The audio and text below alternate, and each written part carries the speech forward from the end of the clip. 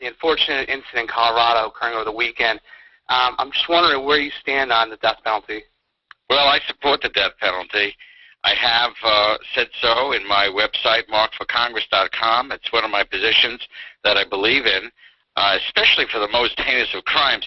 You know, you reminded me that it's 5 years to the day from the point of time that we had those incredible crimes in Cheshire. Sad for the Pettit family and sad for this whole state that we could have to talk about it now. And I'm very, very upset that the legislature has overturned the penalty. Okay, thank you for that question, Nick. And I see next up on the line, I see we have, is that Kevin from Southbury? Kevin from Southbury, are you there? Yes, hi. Hi, Mark. Hi, how you doing, Kevin? Very good, very good. Thanks for taking my call. I was just, I understand that you're a successful businessman in Litchfield and other places, and it's always nice to have a person with a good business sense running for Congress. But I was wondering if you could give me an example or tell me about something you've done for a good cause. Well, you know, I just spoke earlier my remarks about my love for animals. Linda and I, 7 years ago, started the Simon Foundation, and we built 2 years ago a 36,000 square foot state-of-the-art facility in Bloomfield, Connecticut, and our purpose is to save these great animals who are innocent and whose only fault, frankly, was to be born. And we find great homes for these animals. As I said before, we store 3 Simon Foundation dogs at the Woodbury transfer station, and I thank those folks for saving those animals and bringing them into their homes. So that's one of the loves I have and the missions I have of saving dogs and cats.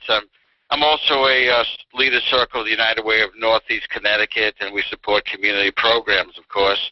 And I always try to live my life giving back to the community whenever possible. You know, in fact, I look at this race for Congress as one large way to give back to this great country of ours.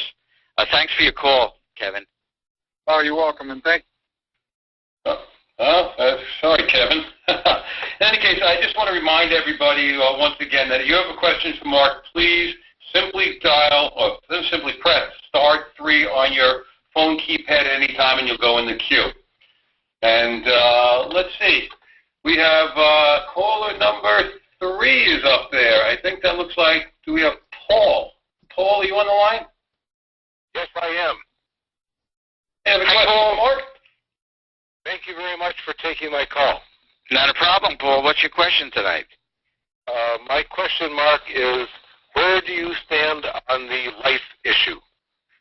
Well, you know, I'm a pro-life guy. Again, on my website, you can find that stand. I have been, and I will continue to be. I think that life is precious, and I think that, well, there's no real explanation other than saying that I believe in life. I'm completely pro-life. I think abortion is wrong, especially as a means of birth control, and that's my position on it, very strongly, Paul. Thank you very much. I'm very glad to hear that. I will definitely consider you. I haven't made up my mind yet, but I'm very glad to hear that, Mark. Well, thank you very much, Paul, and if you want to hear other issues, just go to markforcongress.com. Thank you very much. Bye. Bye now. And perhaps we'll be able to change, we'll get Paul to solidify his opinion by the end of this call. Anyway, well, let me thank everybody for those questions right off the bat, but right about here I'd like to change things up. That's only a handful of people we got to, and I think it's time to give everybody a chance to express your opinions live. I mean, that's one of the great things about this particular forum. It allows us to know what you guys are thinking. So one of the very exciting features here is our ability to receive that feedback. And by the way, we're looking at over 3,300 people who have already been are on the line, which, you know, no small potatoes. In any case, what we try to do is we conduct a couple of these polls throughout our Mondays with Mark series so that we're able to share with Congress the issues that are most important to us, the citizens of our country. Now, our first poll question today is very simple.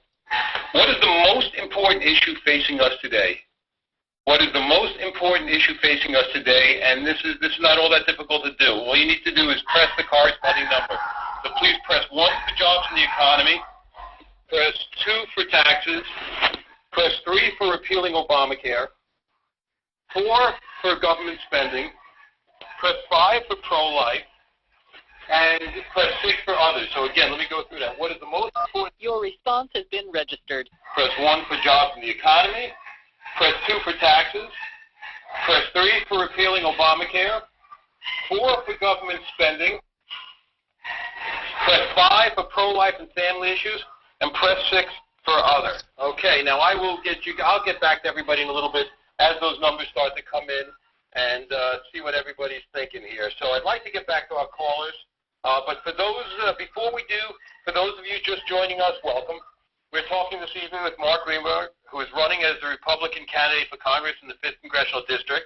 For those of you attuned to this campaign, you'll know that it is an open seat. It's been vacated by Chris Murphy, who's got his eye on a bigger prize.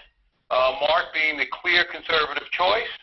And if you wish to ask Mark a question today, please press the *3. Again, that's *3 on your phone keypad, and you'll be in line to ask questions and give us your feedback. And with that, I will get on. The teleforum operator has been notified that you wish to ask a question. A woman. So let's see. I think right here we have, let me get to Kara. Kara in Avon. Kara, you there? Hey, how are you? My name's actually Keelan. Oh, I'll have to get it. We'll try to get a woman next up. We'll hope for the best. But Keelan, what have you got to say for yourself? Sorry about that. Hey, yeah, no problem. Basically, Mr. Greenberg, thank you so much for taking my call.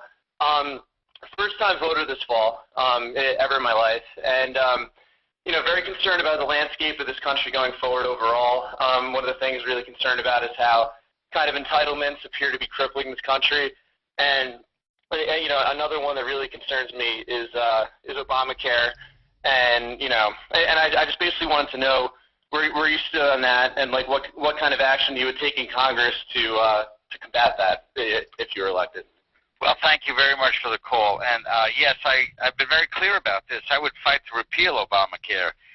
We don't need to fix the problem of health care for the 5 to 8% of the people who don't have health care coverage and wreck the system for the other 95% who do have health care, health insurance. Remember, we do have a wonderful medical delivery system in this country. This is a great industry that we have, and people come from all over the world to enjoy the medical system that we have here. Unfortunately, sometimes they have medical issues and they come here. But I don't believe that, a 2,700-page plan like Obamacare, where, if you recall, Nancy Pelosi said we have to read it to know what's in it, really properly deals with the issue and the health delivery system. We have to go much, much more slowly in fixing what problems we do have. I do believe in portability of policies. I do believe that many states need to have catastrophic insurance, which right now is not the case.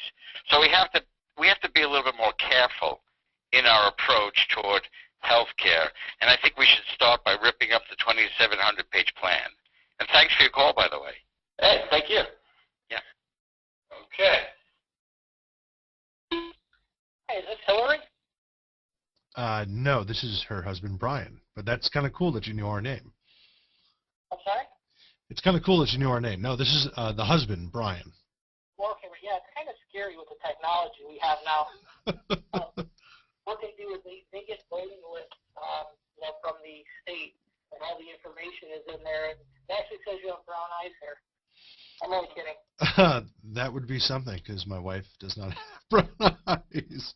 Oh, sorry about that. I'm a little slow at typing. So what's your question for Mark tonight? Kind of what more would you or do you expect the Fed to do when you get into office to help, stimulate the economy?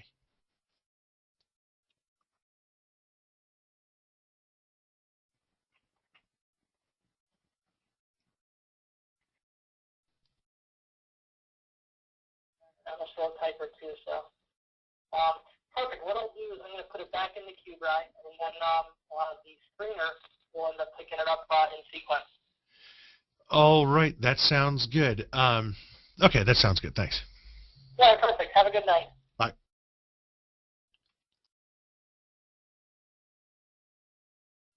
Right. Carol, thank you very much for the call. You know, we're dealing with two issues specifically in terms of job creation and the effects upon the legislature, in this case Connecticut, upon that job creation. Frankly, with regard to Connecticut, the best thing that the legislators can do is go home and not come back. All they do is pass laws that are going to negatively impact upon the business climate. You know, it's pretty much fact that this state has the worst business climate, worst or second worst business climate in the whole country. We have 49 other competitive states, and we're doing a miserable job in being competitive with those states. The increase in taxes recently by the Democrat-controlled House and Senate have had a terrible effect on this state. Now, we're in worse shape in Connecticut than the rest of the country, frankly. So you're feeling the pain much more than, for instance, in the Dakotas, where they have a burgeoning new business of energy creation through the Bakken Formation. But in Connecticut, what you could do is very simple. You could vote for the Republican candidates in the next municipal and statewide elections. We have to control. Yeah, you have to, I'm afraid, because we have a terrible situation. What we have here, Carol, we have one-party rule. The Republicans go to the state capitol, and they might as well just go for lunch or dinner there because the vote is meaningless. Yeah. Thanks for calling, Carol. Okay, thank you, Mark. Bye-bye. You know, Mark, you kind of hit on something for me there as I was listening to your answer there. I was going out for lunch yesterday, and somebody stopped me because I was wearing a shirt, and they said, you guys all sound the same. Everybody's saying, let's repeal Obamacare. Let's cut spending. What makes your guy different? And you know what? I might as well ask that to you on the air so everybody else can hear it. What is it that makes you different? Well, funny you should mention that, Mark, because as I walk from house to house doing the door walking, basically, which I do 3 hours a day, whether it's at night with homes and folks or whether it's Main Street for Mark, sometimes the people ask me the same exact thing. Why should I vote for you? Well, that's a very good question, needless to say. And the one thing that I point to and I take out of my pocket is my pledge. And the pledge basically says three things. It says that I will support and abide by term limits of no more than 4 terms of a total of 8 years. I don't want to go to Congress and spend more than 8 years there. I think the original founding fathers intended for people to go to Congress, give back to the country, and then go back home, go back to the farm at the time. And the second part of this pledge is that I will not accept a congressional pension of any kind for my service in Congress. I don't think we should go down for the perks and benefits that congressional service offers. I think we should go down again to give back to this great country. And the third part of this pledge is that I will not, as a member of the U.S. House of Representatives, exempt myself from any law enacted by Congress. Sounds pretty obvious, doesn't it? But Congress loves exempting themselves from the very laws that they pass. For instance, Obamacare. We'll be able to hold on to the incredible insurance that we have, healthcare insurance that we have in Washington, and not abide by the terms of Obamacare. To me, that is absolutely outrageous. Now, with regard to this pledge, this is what's even more unbelievable, in my opinion. No other Republican candidate and no other Democratic candidate signed on to any portion of this pledge. Not even the last portion which I described, which is to not exempt yourself from any law which is enacted by Congress. Mark, this is what I think, and folks who are listening, this is where I think that I really am different from the other candidates, both Republican and Democrat. I really feel like I'm going down to do the right thing for this country. All right, well, I appreciate that, and just seems pretty simple to me. Okay, let's get back to the phones. I apologize for breaking in there. Let's feel like, who's been on a long time? Carlo. Carlo has been on quite a while. You still there, Carlo? I sure am. Thanks for holding. Appreciate it. You got a question for Mark? Sure do. First, I'd like to start off by saying, Mark, I met you 2 years ago down at Comcast with Justin Bernier and Linda McMahon. It was a pleasure to have met you, and thank you for the copy of the Constitution you gave me. I keep it with me constantly. Hey, Carlo, were you the fellow who drove down after the debate? Yes, sir. Oh, my goodness. Good speaking to you, Carlo. Yes, sir. And you're one of my favorite guys, Mark. Mark, a question I have, it's a serious concern of mine. With the financial disarray that this administration and Congress and everybody's in where they can't just get together, whether it's party line or whatever, you know, we're going down the road of no return if there's another term, Congress or whatever, like it is now, and nobody turns this ship around, okay? And with the cost of Obamacare and everything, and my concern partially is with all the taxes and spending, that's crippling job growth because small business owners, to me, are afraid to go out and either hire or, you know, you put more, you know, expand their business because they're afraid what's coming down the road. With the situation that we have and your credibility that you have with management, what would you do to try to turn our financial ship around? Well, that's a very, very good question. It's a very long answer, and I'm going to try to be as succinct as I possibly can. The tax code that we have right now is 30,000 pages with all the amendments and changes and rules that go along with it. Nobody can figure out the tax code. Nobody can allocate their capital properly with that tax code, which is gargantuan.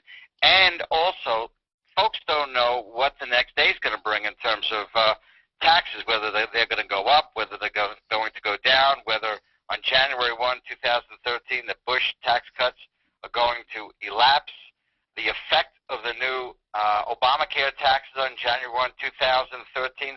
Most important is that people who create jobs need to have certainty, stability, and predictability in their tax code, and they don't have it now. I mean, I would prefer a system where more people pay taxes and the marginal rates were lower. That way we'd have more people paying into the system, and we'd have more people who would have skin in the game, more people who would be making a contribution to the society and the place that we live in. Right now, I think the number is anywhere from 43 to 45% of the people who pay no income tax at all, and I think that's patently wrong. I hope I answered some of your question, Carlo. It's a very, very long question, answer to that question. Mark, what you did answer, you're on the right track to the way I feel. And thank you for calling. Yes, it's so in-depth. Take care, Mark. Thank you, Carlo. God will. Thank you. Bye. Wow. I see we have quite a few callers on the line.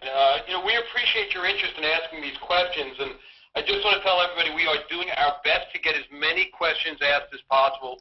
Obviously, some people are looking at duplicate questions.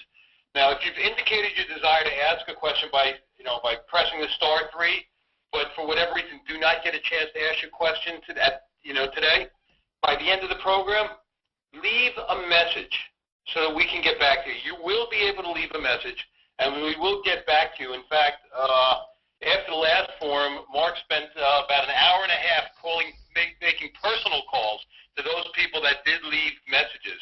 So again, I implore you to please leave us a message if you're not able to ask your question. We value your thoughts and your input. And now let's look through the board. Let's see.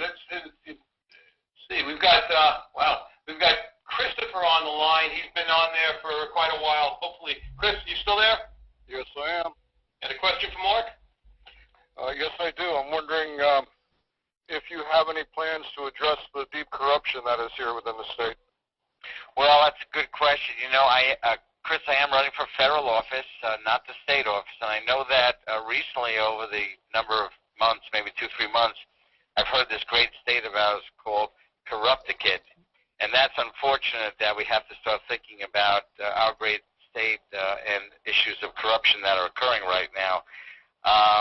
So it's actually been like about 20 years of it. Yeah, yes, I know. You know, it really pains me that we have this reputation, and unfortunately, due to some circumstances, I guess it's an earned reputation. Just hit like two of the topics that have created such a name for our state. Sure, Chris. One is the huge amount of illegal dumping that happens here in this state, where garbage comes in from New York, certain people get paid, and the towns where the garbage is dumped, they see like hardly any money. Mm-hmm. Also, the Office of the Attorney General under Blumenthal's tenure, I'd really like to see how much they spent, because there was a letter that was put out by John Lott where he interviewed Blumenthal's former business partner, attorney David Golub over in Greenwich, where Golub was given a $250 million contract to do legal work for the state, and it was a no-bid contract. Yeah. I really can't grasp why nobody addresses these problems, because this is the direct result of the financial debacle that we are in right now. I mean, when someone just goes and gives their ex-partner $250 million of taxpayers' money, yeah. you know, yeah, it's quite something. I do understand your frustration about some issues in Connecticut. However, I don't know about those two issues myself very well, and I am a man enough to admit when I don't know something, I say so, and I'm trying to concentrate on federal issues. But thanks anyway for the call, Chris. I really appreciate that you called. Okay, you're welcome. All right, good. All right, now, this might be a good time for Mark to take a little sip of water, and let's go into our second poll. Okay, so poll number 2, very simple question. If the election were held today, who would you vote for? And question, if the election were held today, who would you vote for? Number 1 would be Andrew Rohrbach. Press number 2 for Justin Bernier. 3 for Lisa W. Foley. Press 4 for Mark Greenberg, or 5 if you're undecided. Again, if the election were held today, who would you vote for? Your response has been registered. Press number 2 for Justin Bernier. We voted for Rohrbach, if you guys are interested. Press number 4 for Mark Greenberg. And press number 5 if you are undecided. Okay, and just, a little bit of what's going on. Let me bring everybody up to speed a little bit. Our Mondays with Mark program, our next, I believe we're scheduled for August 8th at 7:05 would be our next one. Again, let me apologize to everybody if we've interrupted your dinner, but, if we were to prioritize, I would say this is rather important, so we'll just have to wait a few extra minutes to get to dinner. In terms of what's going on in the campaign, I know there are 2 debates that are scheduled. We have Brookfield. A congressional district debate is being held in Brookfield at the high school at 45 Long Meadow Hill Road in Brookfield from 6 to 8 p.m. And let's see, that would be on the 30th. And on the 2nd, Newtown is holding a debate at the Newtown Old Town Hall. That's at 3 Primrose Street in Newtown from 7 to 10 o'clock. So that would be the week after next, I believe, that's actually next week, both in Brookfield and in Newtown. Give everybody opportunity to see the candidates side by side. It always makes for an interesting evening, I would imagine, with everything going on. Besides that, we have some volunteering opportunities. We're always looking for volunteers, whether it be for stuffing envelopes, going door to door, phone banking, walking, you name it, we need it. Please contact our headquarters. We're located at 385 Main Street South in Southbury. Phone number there would be 203-264-6410, 203-264-6410. If you're willing to perhaps make phone calls for Mark but unable to get to the headquarters, we have a phone system that will allow you to call from your own home and get the information aggregated for what we need. Again, the number there would be 203-264-6410, and one of our volunteers would be happy to run you through it. Again, those debate schedules would be July 30th in Brookfield. That is at the Brookfield High School at 45 Long Meadow Hill Road. And on August 2nd, we are in Newtown at the Newtown Old Town Hall, 3 Primrose Street. So I think that'll give you just a little idea. And another thing we're using, as you can tell, we're sort of modernizing by virtue of Teletown Hall. We also deal with for keeping people informed by way of texting. So if you were to want to receive text updates from the campaign, simply text 69467. That's 69467 to CT5. 69467 CT5. I'm sure there's a handful of our listeners have no idea what we're talking about, but that's the way we do things today. We're a little old, a little new, and keep moving the ball forward. So let's get back to the phones for a minute here, and markforcongress.com. www.markforcongress.com. That will give you some more insight as to Mark's specific issues and keep you informed as to what's going on in the campaign. Let's get back to the phones. Mark, you ready for another question? Sure, go ahead. Power on. I got Troy from Bethlehem on the line. Troy, you with us? Yep. Thanks for holding. All right. How's it going, Mark?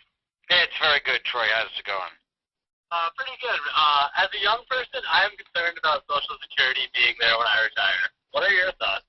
Well, as a young person, I would be worried. And I don't blame you that you're worried. I'm 58 years old, and I think maybe it's going to be around for me. But as a young person, I would be worried. The system is definitely facing insolvency, so we absolutely must take steps to ensure that we'll be there by the time you are eligible. How old are you, by the way, if you don't mind? I'm 19. Oh, my goodness. You got so many years. That's really in the future. Well, first, we have to make sure that all the current senior citizens will continue to receive their benefits. I like to say that this is an entitlement program, but those who have paid into the system are entitled. Second, we have to take steps to save the system gradually by increasing the age of eligibility for people who go into the system new. Now, let me ask you something, Troy. If I were to say to you that the lifetime expectancy by the time you get to be, call it 65, is going to be 90 years old, would you agree, you think, to start collecting at 70, 71?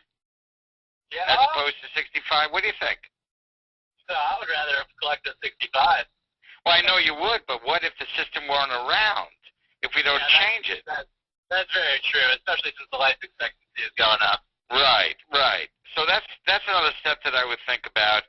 The other thing that I have floated in the past, and it's part of my site at markforcongress.com, is we might want to have a capability of taking funds out of the public system and put it into a 401k or Roth IRA or KEO system so that we could have a bit better control over the money, because the Social Security system as it is now does not pay us back too well based upon the money we put in.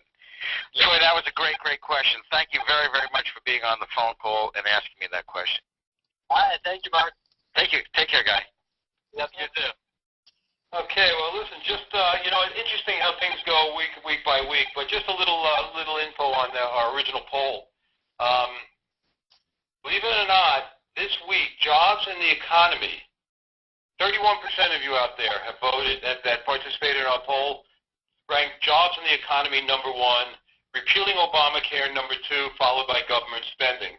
Now, the interesting part was, Mark, as you may remember, last week, it was Obamacare and jobs in the economy were neck and neck. So it looks like that people are still feeling the pain of the jobs in the economy, and it might have been tied for first before, but it looks like it's right up there again. So that's just a little something for our next poll. Sounds like a horse race, Mark. It sure does. Okay, now let's see. I've got Chris from Woodbury on the line. Chris, are you still there? Yes, I am, and thank you for taking my call. Hi, Mark. Hey, Chris. How you doing? Good. I have a question. A bunch of my friends are unaffiliated voters, and we've been talking. I've been talking about you, and how can they help you in the August 14th primary? Is there a way they can register as Republicans? Well, one of the things that we've been doing as we're walking door to door and speaking to people, I always ask people if they'll tell me, are you a Republican? And some people say no, they're unaffiliated. They don't belong to a party. And I say to you, I say to them, if you want to help me, and if you believe in what I'm telling you, and you want to vote for me, you have to be a Republican. You need to switch over from an unaffiliated voter to a Republican. And you have until noon on the 13th of August to switch from unaffiliated to Republican. What you need to do is you need to go down to the Registrar of Voters, specifically the Republican Registrar of Voters, and simply say that you want to switch, you want to have a party. And it takes, I think, literally 5 minutes, and then you're there. And on August 14th, then you'll be able to vote for me in the primary. And, and if I could just cut in this for a second there, Chris, Mark, I think, simply put, anybody ever does that, certainly can, direct them to our headquarters. Let them call our office at 203-264-6410. And one of the volunteers will help them if there's anything specific to the town that they're involved with. So you can always, when in doubt, send them our way. Be happy to help. That's terrific, and good luck on August 14th. Thank you, Chris. Okay, and again, I'd like to remind everybody, please, my apologies out for the people I see that have been on the call for 35, 38 minutes already. So, unfortunately, we will not be able to get to everybody. But if you waited this long, please make sure you leave a message so we have the opportunity to get back to you afterwards, because we won't be able to get to everybody, but we're going to keep trying there. So let's get back to the phones instead of listening to me. So who do we have here? We have Joe in Newtown. Joe in Newtown. Question for Mark? Mark, how are you? I'm good. Thanks a lot, Joe. I just want to make one correction. Your host is mentioning that you were going to be at a debate here in Newtown at the Old Town Hall on Primrose Street. Primrose Street is the wrong address. It is the Old Town Hall is the Edmond Town Hall on Main Street by the flagpole. Primrose Street is the new municipal center. So, thank you, Joe, and thank you for saying that on the call, and hopefully our listeners took note of that. And we'll do our best. We'll make sure that we get all that up again. And thank you for that, Joe. Our apologies. Okay, good deal. Good to hear your voice again, Mark. And my question is, a statement first. Where I'm going to be voting, and a lot of us Republicans are going to be voting Republican on Election Day. We need to know what you're going to do to put yourself ahead of your three competitors, and how you're going to reel in the all-important, independent, unaffiliated voters to stick with you on Election Day.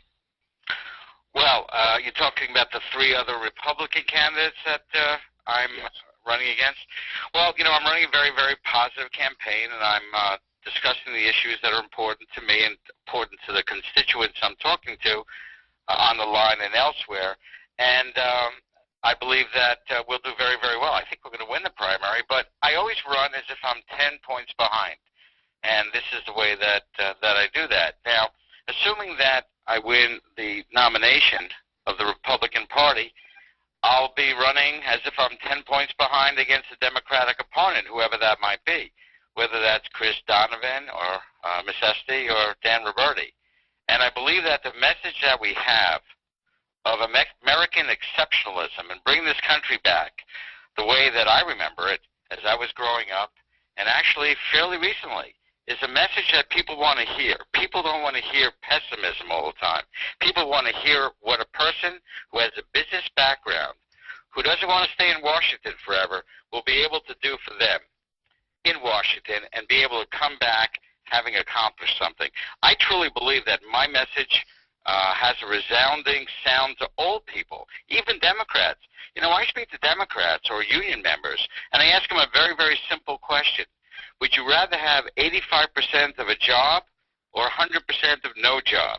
And believe it or not, people say, I want my job. I want the security.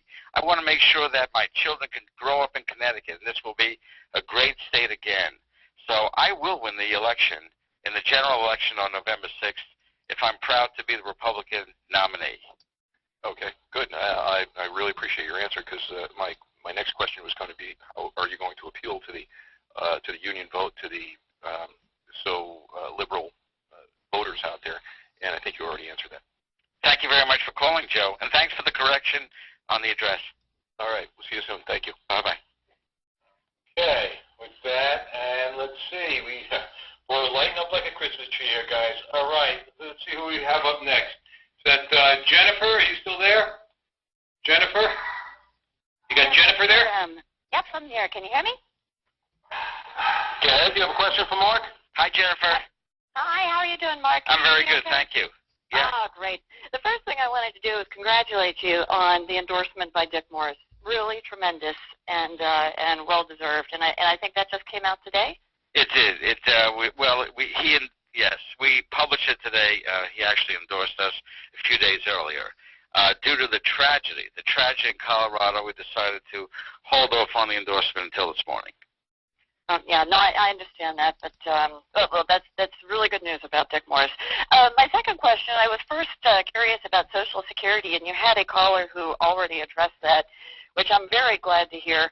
I have a related question, which is in terms of the current Medicaid, Medicare system and other entitlements, there's obviously still a lot of ongoing abuse and misuse. What suggestions do you have to improve how the government's currently administering the various entitlement programs so that we can have people who should not be in welfare and are able-bodied, able to work, etc., are in fact contributing to our economy? Well, you know, Jennifer, I always talk about the fact that the federal government tries to do too much, and that the federal government, when it gets a hand on a program, sometimes that program just falls apart. It just becomes way too big. There are a lot of historical examples about that. But, you know, the Medicare system is subject to fraud.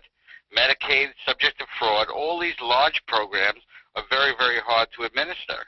And, you know, what I would say on a philosophical basis is that we have to shrink the role of the federal government. We have to give more to the states, give more to the local governments, because I think once things are in local hands, things go better than in federal hands. Remember, the Constitution in the 10th Amendment said that we should delegate to the states that which is not in the specific Constitution for the federal government.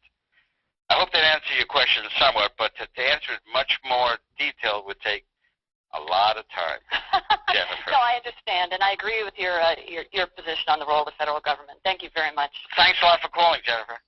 Thank you. Bye-bye. Okay, we're moving right along, and let's see who's next up on the queue. I'm just trying to knock them out, Mark. I don't know how many more we're going to be able to get to, but let's try. We have Barbara of Newtown.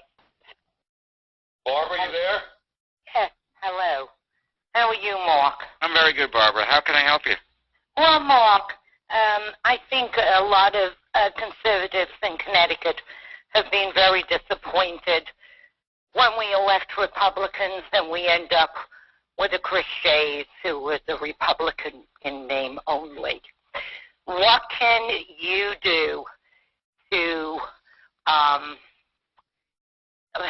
not satisfy, but give me some encouragement that in fact you do have a steel rod in your spine and that you're not going to cave every time a special interest group comes along and starts to talk about the Republicans are going to starve the children and throw old people into the street. Okay. Remember, I know where you're getting at, Barbara. Thank you very much for the question. Remember, I discussed earlier my pledge of serving in Washington no more than 8 years and abiding by the very laws that we pass and not accepting a pension. I am and I don't want to sound bragging, but I am the product of the American dream in this country. And I am, and I don't so-called need this job. I need this job for the purpose of giving back to the next generation of Americans and to my young children the kind of opportunity that I had. And I don't know if you know this or not, but I've put a lot of my own money into this race. This to me is a mission to make this country great again. I'm 58 years old, and we, as I said earlier in the discussion, we decided we were going to put a person on the moon within, I think it was 7 years at the time, and we did it. We set our mind to something, and we did things. We are the greatest country in the world, and the Founding Fathers created a system unequaled since then in 230 years. I cannot be swayed by interests. I believe in things. I'm honest, and I will do what I believe in. That's the best I could tell you, Barbara. And by the way, if you go to my site, markforcongress.com, you'll see a lot of the same discussions about issues today as I had on the Greenberg 2010 site 3 years ago. So I don't wiggle in the wind based upon politically correct attitudes. I say what I think, and I believe what I think. Mark, that was wonderful, and just remember, as a parent and as somebody who wants respect, the hardest word to say is no. Yep. Thank you, Barbara, for calling. Thank you, Mark. Bye-bye. Okay, Mark, let's see. This should be, we have time for a couple quick ones, and we've got to do a little bookkeeping here. So let me see what else we hear, because these people are on a long time. Brian from Roxbury. Brian, are you still with us? I am. Oh, boy, thanks for holding, Brian. I know it's been quite a while. It was interesting listening to it. I'm glad I stayed on the line. Okay. I actually have two questions now. One is very simple. Mr. Greenberg, if you don't win the nomination, who would you support? And the one who wins the nomination. I'm sorry? The Republican who wins the nomination. Okay, good answer. Second one is, would you support a constitutional amendment that says no bill could be longer than the Constitution so we could stop things like Obamacare? I think that would be a platform that might help you win an election. Well, Brian, I've been saying for 3 years that if a bill is longer than Atlas Shrugged or the Holy Bible, it doesn't deserve consideration. Well, the Constitution is 17 pages. I know it is, Brian. I cannot say that I would not support a bill longer than the Constitution, frankly, because I think we need 2 or 3 or 4 more pages than that. But I hear what you're saying, and I've been a strong supporter of reducing the number of bills, tearing up a lot of unnecessary... Don't you think that reducing the amount of pages that a bill would have would stop all this pork barrel and all these hidden laws? Like Nancy Pelosi said, you'll see what's in the bill when it's passed. Yeah, do you think Brian, that would stop that? Yes, but I'm not prepared to promise 17 pages or less. That's my only point. I do believe that a lot of bills are ridiculously long, and I've said that I would repeal Obamacare, I would repeal Dodd-Frank, and I would not support these bills that have all sorts of junk in them, and pork and earmarks, but I just can't, at this point, support no less than 17 pages. That's just a platform to make sure that this doesn't happen again, where you have 27,000 or whatever it is, 2,700 pages of legislation that gets passed without people reading the bill. Well, you're talking about transparency, and remember there was a movement a couple of years ago to have all bills on the Internet for a number of days before they were... Transparency of anyone. And that didn't go anywhere. Yeah, that didn't go anywhere, if you recall. No, that's what he claims, but I think we need a candidate that is going to be forthright in saying that that's what we need is transparency in government, and I think that's how we do it. And no one has come forth with that presentation at this particular point in time, and I think you would garner many votes by taking that stance and saying that, we need to limit the amount of pages in legislation so legislators have a chance to read it. They'll read 20 pages, 25 pages, 50 pages, but they're not going to read 2,700 pages. I agree, Brian. Thanks a lot for the call, by the way. Appreciate it. And thank you. I appreciate you running for office. And thank you, Brian. Good luck to you. Thank you. Okay, let's get a little bit, I see I got my eye on the clock here a little bit. So, guys, I just... before we say our final words here, I just kind of want to remind everybody that August 14th is rapidly approaching, and we need a little housekeeping maybe in order here. So for poll number 3, not much of a poll for the housekeeping though, if you'd like a lawn sign, please press number 1. Press number 2 if you need an absentee ballot, or press number 3 if you'd like to volunteer for Mark's campaign. Again, that would be press number 1 for a lawn sign, number 2 if you need an absentee ballot because your vote should still matter, so even if you're not here, make it count. And press number 3 if you'd like to volunteer for Mark's campaign. And Mark, I do have my eye on the clock, so if you have a minute or two you want to say, guys, and please, let me tell everybody, my apologies to those people we didn't get to. Please leave your name, leave information. I'm sure Mark is still going to be hitting the phones when this ends tonight, and we'll be getting through to everybody as we're able. But if you hang up, we won't be able to do that. So, Mark, if you've got a couple of words for everybody, we would like to thank everybody for their participation. And, Mark, anything? Yeah, what I'd like to say, and we haven't gotten into this, and I think we will at the debates, and we will the next teleforum, But one thing which is a win-win situation is that we have to have energy independence. Late 1970s, we were supposed to have energy independence in the Carter administration through the development of the Department of Energy. Of course, we see that went absolutely nowhere. But think about how good it would be if we could drill in the Bakken Formation, if we could build our infrastructure for natural gas delivery, if we could drill off the coast of Florida, and we could hire people and reduce unemployment by becoming energy independent. To me, that's a win-win situation. So we'll talk about that more as the campaign goes on over the next 3 weeks. But I really do believe that we could be solving two issues by drilling more, drilling in onward, drilling off everywhere. Let's drill, drill, drill.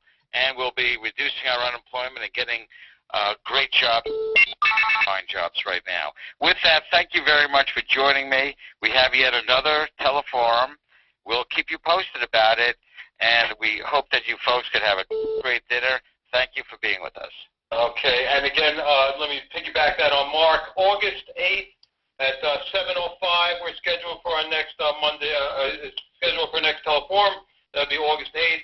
Again, we have July 30th and August 2nd will be those debates. Hopefully, come see you in person. Please go to www.markforcongress.com. Again, www.markforcongress.com. We'll have all the information for anything that you need. And hopefully, Mark has answered a good portion of your questions. And if not, there's more detail on there. So, again, thank everybody and be well. Bye-bye now.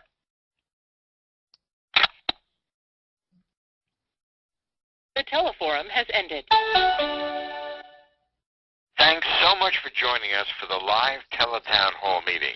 I hope I have answered all of your questions. However, if you have additional questions, either call us at 203-264-6410 or visit our website at markforcongress.com. Thanks and have a great evening. Paid for by Mark Greenberg for Congress.